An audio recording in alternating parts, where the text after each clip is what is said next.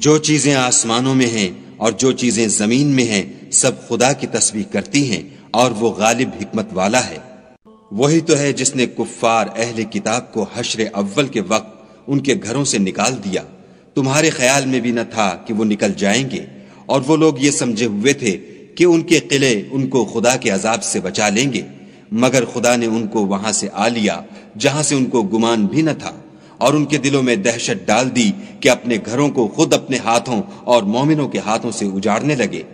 تو اے بصیرت کی آنکھیں رکھنے والو، عبرت پکڑو۔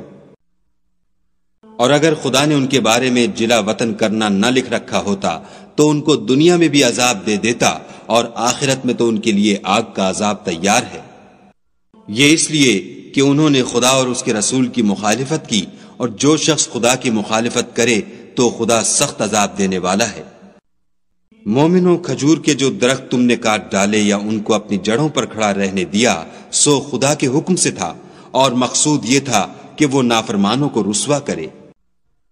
اور جو مال خدا نے اپنے پیغمبر کو ان لوگوں سے لڑائی بھڑائی کے بغیر دلوایا ہے اس میں تمہارا کچھ حق نہیں، کیونکہ اس کے لیے نہ تم نے گھوڑے دوڑائے نہ اونٹ، لیکن خدا اپنے پیغمبروں کو جن پر چاہتا ہے مسلط کر دیتا ہے، اور خدا ہر چیز پر قادر ہے۔ جو مال خدا نے اپنے پیغمبر کو دیہات والوں سے دلوایا ہے وہ خدا کے اور پیغمبر کے قرابت والوں کے اور یتیموں کے اور حاجت مندوں کے اور مسافروں کے لیے ہے، تاکہ جو لوگ تم میں دولت مند ہیں انہی کے ہاتھوں میں نہ پھرتا رہے۔ سو جو چیز تم کو پیغمبر دیں وہ لے لو، اور جس سے منع کریں اس سے باز رہو، اور خدا سے ڈرتے رہو، بے شک خدا سخت عذاب دینے والا ہے۔ اور ان مفلسان تارک الوطن کے لیے بھی جو اپنے گھروں اور مالوں سے خارج اور جدا کر دیے گئے ہیں،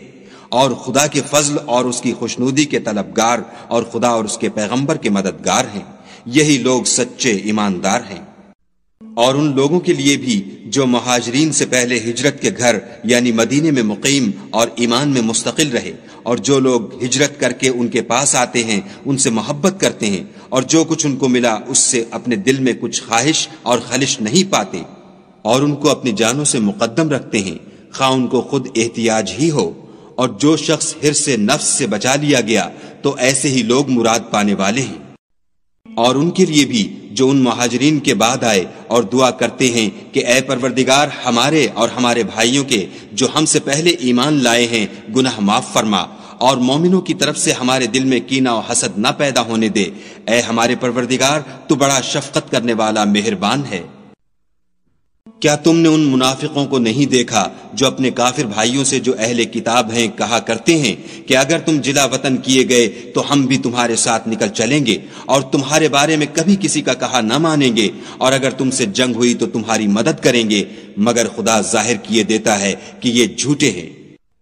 اگر وہ نکالے گئے تو یہ ان کے ساتھ نہیں نکلیں گے، اور اگر ان سے جنگ ہوئی تو ان کی مدد نہیں کریں گے، اور اگر مدد کریں گے تو پیٹھ پھیر کر بھاگ جائیں گے، پھر ان کو کہیں سے بھی مدد نہ ملے گی۔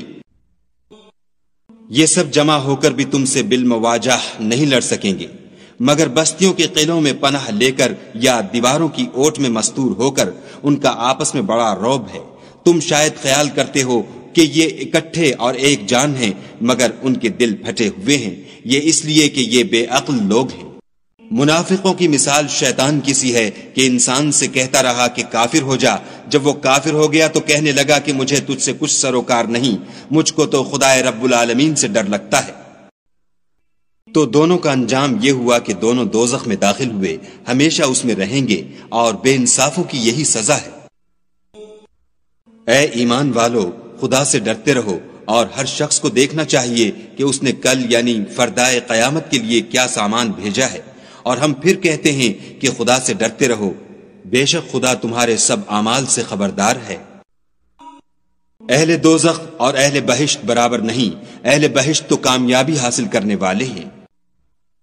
اگر ہم یہ قرآن کسی پہاڑ پر نازل کرتے تو تم اس کو دیکھتے کہ خدا کے خوف سے دبا اور پھٹا جاتا ہے، اور یہ باتیں ہم لوگوں کے لیے بیان کرتے ہیں تاکہ وہ غور کریں۔